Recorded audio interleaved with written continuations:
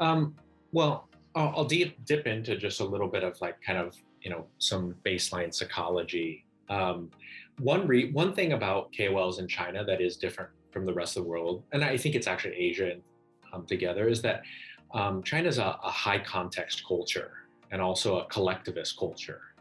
And so people really have these rings of trust. And one of the defining features of what we call guanxi, which is relationships, and how relationships are built, is they're built through reciprocity. And one thing that a lot of people don't understand, and maybe especially in the early days of influencers and KOLs were quite critical of influencers, was they didn't understand that content has value and content is a gift.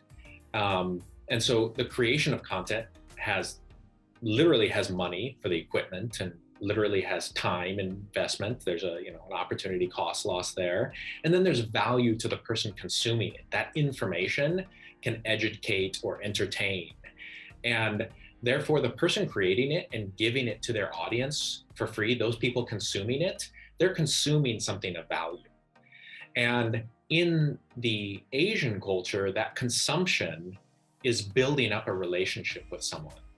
And most of these audiences don't have any way of transacting. They don't have any way of repaying. There's no reciprocity in it. So actually, the request, whether it be online streaming where you say, hey, I want a tip, or hey, I'm selling you a product, or support me in some way, this is an opportunity for them to transact on this reciprocity relationship. And so the value of influencers is really, really acute because of that, because it taps into this very cultural norm. And this exists all over the world, but it's just very, very strong here in the culture. And so the value of it is very real.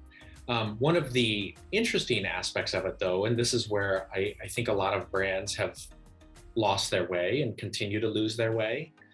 In the very early days, a lot of brands didn't get this at all. And that's why brand social media accounts just were garbage, because all they did was talk about their products and promote themselves. And it's one of the reasons why people who work for multi-tier marketing companies that own their own businesses, one of the reasons why they don't have any friends is because they try to sell to all their friends. And nobody wants to, that's not being social. And nobody wants to hang out with someone like that. And that's how brands acted on social media. They were very selfish. And so people gravitated towards these people that weren't selfish. They were giving content away for free. And the brands didn't understand that as they were feeding this beast too, that every sponsorship that they gave to an influencer wasn't building their brand, it was building the brand of the influencer. Because the association of who's providing something for free was the influencer, not the brand. And so the relationship and the real stickiness came to the influencer.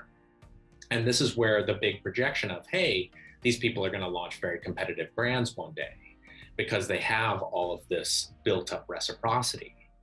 And that is playing out, and it has played out, and it is going to continue to play out.